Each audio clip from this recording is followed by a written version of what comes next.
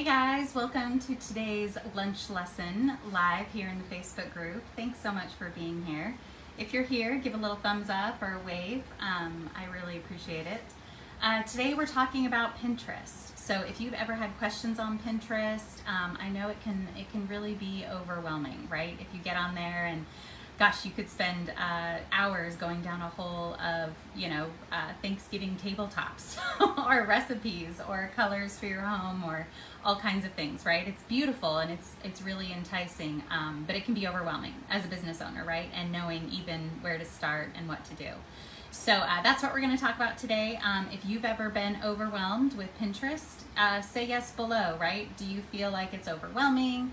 Do you feel like you don't know what to do, you don't know what to post, and you end up liking stuff, or even just say you've been down a rabbit hole, right? If you like Pinterest but are not sure how to use it for your business. So that's what we're going to talk about today. If you don't know, I'm Kristina, and I've been a marketing coach for really the last decade, right? I've been marketing small businesses online since really 2010 is when I started my first little Etsy shop and really had to learn how to get eyeballs or get people to notice me online, right? So since then, I've really been working on trying to figure that out. And over the last 6 years is when I've really been helping other small business owners. So a quick backstory about me. My husband and I had a little coffee shop here in Oviedo, Florida. If you're in Florida, say yes or say Florida. Or as a real quick side note, if you're hunkering down for Milton and bored and maybe watching this live, say Milton below. We're really bracing for the storm. Hopefully it won't be too bad, but I know people on the coast are evacuating, so we are thinking of them. And hopefully things will be just fine. So if you're sticking around, thanks so much. Tell me if you're in Florida, or tell me wherever you're at. Give a little shout out of where you're at, where you're listening from. I'd love to hear from you. Again, the bike shop was really a valuable tool for us. My husband and I ended up learning so very much about business, right? It was kind of a learn by fire, obviously. We had to get people in the door, right? So, and I think so many business owners run into this challenge, right? You open a business, we've been taught if you build it, they will come, and it doesn't always happen. So that is the real challenge, I think, for business owners. Tell me if you feel like you are trying to get eyeballs, right? As a business owner, say eyeballs. But anyway, so at the bike shop, we really had to learn fast, and I think we did a pretty great job of honestly getting local traffic and drumming up business. And we had a lot of great customers, and we loved it. And it was really fun getting to know our community, getting to know the local government, the local police, the other local businesses. It was really great. But it takes a lot. It takes a lot to run a business, and it takes a lot of customers to stay afloat, right? And so it was a really painful journey, honestly, for us to it was just about a year and a half, and we is that right? Almost 2 years, a year and a half. And we had to close our doors because we just didn't get enough. We were getting, quite a few people, but it just wasn't enough in the end. And I think so many businesses run into this same challenge. And it was devastating, right? It felt like a huge failure. We had put so much time and money into something that then we just had to shut down. But through a lot of personal development, right, and time heals, certainly. I think it's a really good lesson, and it was really a blessing in disguise, quite honestly. And I turned it into my mission, because when we closed our doors, I said to myself, I don't want any other small business to have to go through this again. It's really a challenge, right? And I think it's possible. That's what I found so enlightening about marketing, is that it's the one thing small businesses can control if they do it right, if they do it in the right strategy. So I really think that is obviously my mission, and I really think that that is what is doable for everyone out there, right? All small business owners, I really think it's possible.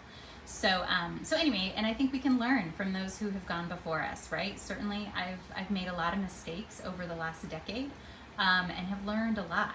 And so I really hope that I can impart my knowledge onto you so that you don't make those same mistakes, or that you get to your goals faster, right? That's really the goal, is that you can spend years, I've done it, you can spend years in trial and error mode, right? It can be really frustrating. So learn from those who have made those mistakes so that you don't have to. So that's really the goal, I think, of these lessons, as well as my business. I want to really help other small businesses learn and grow their businesses.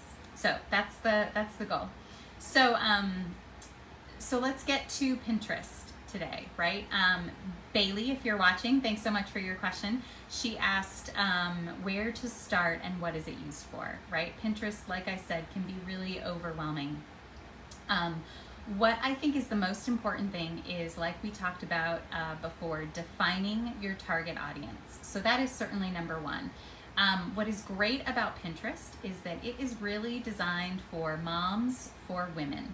I think there's a lot of men starting to kind of, and there's certainly a market for men, a niche in Pinterest for men and their interests, but it's really mainly focused on women. And what is really great is if you have an Etsy shop, Pinterest and Etsy got on board together from the get-go, right? So really back in I think I was on Pinterest, I want to say in 2013, it might have been a little bit earlier, 2012, somewhere in there, where I was really trying to start to promote my Etsy shop.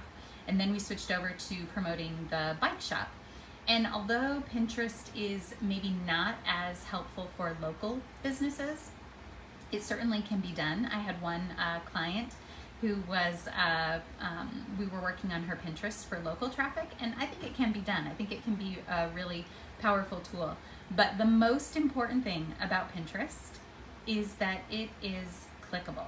I say it is the most clickable out of all the social media platforms. And if you know, right, anything about business, anything about getting people to do what you want them to do online, it's clicks, right? We want them to click to our website, check out our new store, check out, our new blog, or whatever we have to offer.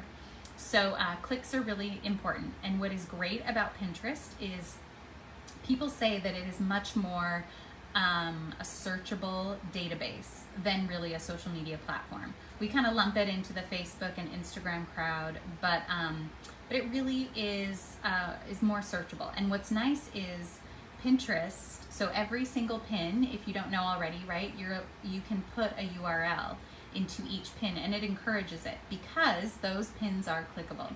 And people on Pinterest are used to clicking.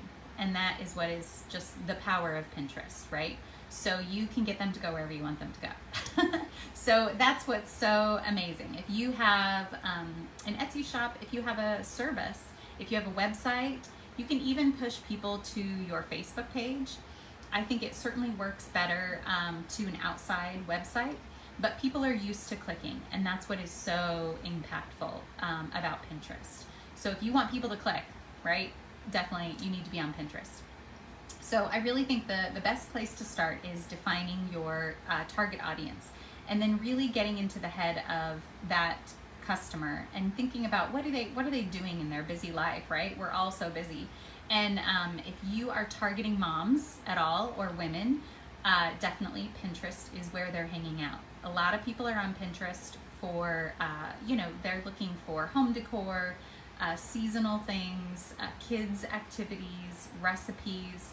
And what is great is they are used to clicking. So they are used to clicking off of Pinterest and going to websites to get the printable, to get the recipe, to get the tips, or read the article, right? They are used to clicking.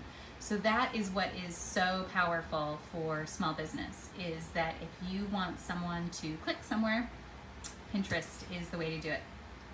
So certainly I would start with your target audience, and then really think about the boards that your target audience might be interested in.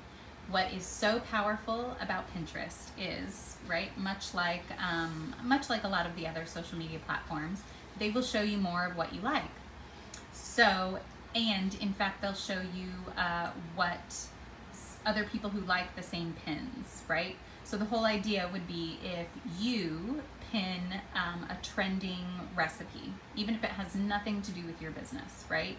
You pin that really yummy looking chicken casserole recipe, and maybe 10,000 other people have also pinned that really yummy chicken casserole recipe. There's a good chance that Pinterest will say, hey, business owner, you pinned that casserole recipe. I might also show those other people your created pins. So there's a difference. You'll see in the tabs in the profile, there's created pins and then there's saved pins.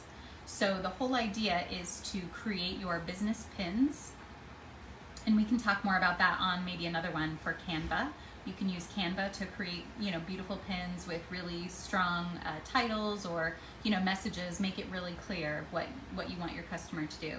And sometimes I say just mimic the same pins or the same posts, right? So whatever you're posting to Facebook or Instagram, I will always suggest to just hit that resize button in Canva and post the same thing to Pinterest. You can make it an animation, you can make it a video, and you can do just a still image as well. So I always suggest really even doing both. So you have your created pins for your business, and then the saved pins. The saved pins are everybody else's pins. So that would be where you create boards that might have nothing to do with your business. And I think that's okay, because we are, and I think it's encouraged, because we are all multifaceted humans, right? We might be interested in business stuff, but gosh, I like a good chicken casserole recipe. I might need some activities for my kids over the summer. I might want to read up on some wellness tips or, health for my family or my pets, or certainly home decor and all of those things. So I have my top Pinterest boards. I have 10 boards that I think every account should use, and those are always the trending topics, right? And those would be things like certainly home decor, seasonal, Christmas season is coming up. People are certainly planning for Christmas. I think you should have a board for just about every holiday. Halloween is coming up. So all of those things, and there are beautiful pictures, right? People are creating beautiful content out there. So it's not hard, right, to add pins to these beautiful boards, and hope that Pinterest will say, oh my gosh, hey, this business is pinning all these really trending boards. I'm going to show those people their created pins. So you just have a better chance of getting in their feed with your created stuff. So that's what's so valuable, right? That's really the trick. So I will post in the group my top Pinterest boards that I think everyone should be have on their account to attract your target audience. And you can certainly, pick and choose what really speaks to you. And then have a separate board just for your services, products, whatever. I say always put your business on one board. Make it easy for you, right? Because one, it can be really overwhelming, but that way it's easy for you to find all of your pins. And just keep them all on that one board. So it could be labeled, with your company name, with your personal name, whatever it is. So that would be certainly the place to start, is create your pins and then have all the saved pins. So I'll link the top top boards that I think every business should have on their profile, and then you can just start, pinning to those, and it's really obvious. You could even search in Pinterest, home decor, Halloween, and gosh, you'll be overwhelmed, but happily overwhelmed, right? They're beautiful pictures and it's wonderful. So that would be where to start, certainly. So if you find that was helpful, say yes below, and I will link that in the group. One more thing about Pinterest is I really think keywords are the key, right? And so what's great about Pinterest is, much like Google and much like Facebook too, is that it will suggest in the search popular trending searches. So you can use that to type in things, that you're trying to post about your business. So if it's a product, if you're trying to write, cute t-shirt design, or, home decor for fall or things like that, you can try different keywords and see what pops up, see what Pinterest suggests, and then use those keywords in your titles. And always fill out all of the opening, what am I trying to say, the spots in your pin, right? So the title, description, and a link for sure. And then you can add, they have Pinterest tags as well, so you can tag different subjects in Pinterest, different, what do they call them? I think they call them tags or topics, those kind of things. And those are really helpful to even see what Pinterest calls things, right? So they might say home decor or home decoration, DIY, those types of things. So those are really powerful to just know how Pinterest is categorizing categories. That's really what Pinterest is calling them too, categories. So you can also search Pinterest categories, and I will link those popular, I don't think I have the categories, but I think I have popular searches for each of the categories. So I will link that below as well. And I'll also add my top Pinterest tips. So we talked about a few of them here, but I think I have a few more on my printable. So you can check that out if you want some more info. The only other thing I will say about Pinterest is tailwind, right? So as moms, I am on a mission, right? Ever since I had to close my bike shop, I have been on a mission to help small business owners make it easy, because we wear all the hats and we're doing a million things all the time. So that would be one thing, to make it easy and to save you time and to save you money. So Tailwind is a scheduling app. So if you haven't checked it out, it's really powerful, I think, because you can schedule all your pins. And I think there are some other scheduling apps. I just haven't tried any others. I really like Tailwind. Because Tailwind also has these two key features. They have communities, which used to be called tribes, but they are communities where you can join other like-minded businesses or even just people interested in your niche. So it might be like home decor, or people who love Halloween, or it could be all kinds. And you can join, I think on their basic level. I'm not sure on their free, there is a free version of Tailwind. I don't know if you can join communities on the free version, but the minimum, the lowest plan is, I think they call it the Pro plan, and I think it's like 19 bucks a month. And you could try it for a month and then turn it off, or try it out, see if you like it. But the communities are really valuable because you can pin your created pins, and then everyone else is required to also share pins. So usually it's a 1-for-1. So if you put 5 of your own pins into this community board, then other people, or then you are supposed to share 5 other pins in that board of other people's stuff. So same with them, right? If other people are posting their stuff, they should share your stuff. So it's a really great, pin for pin requirement. So it's a good thing for to get more follows and to get more repins, which is really nice.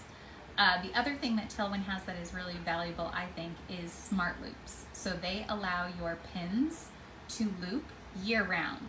So you can send them to a bunch of different boards all year long. So it's really smart to create your business board, but then maybe also have a couple of other generic boards that your pins might also be relevant to. So for instance, if you are selling, t-shirts, you definitely want to have a board that is just your t-shirts or just your products. But then you might have some other, it might fit into some of your products, maybe are seasonal, so it might fit into your Halloween board, or it might fit into your Christmas board, or maybe you just have a, cute t-shirt designs where you pin other people's t-shirt designs, right? And that might kind of sound a little bit scary, but we are all trying to stay in our abundant mindset. There's plenty for everyone, right? I don't think there's such thing as competition. I think this world is a big, big place, and there's certainly enough money to go around. And there's enough customers to go around. So why not help another t-shirt business who might also help you out? So I think that's a win-win. So those are some things. So the smart loops are really great because you can have those looping all the time automatically. So that's what's nice about Tailwind is you can schedule pins, you can smart loop, and you can pin to communities, which require other people to pin your stuff. So all of those things can be really valuable tools for growing your Pinterest. And then the only other thing I'll say about Pinterest too is much like Instagram is that you can follow other people, right? I feel like Facebook is a little bit, tell me if you think Facebook is trying to be Instagram.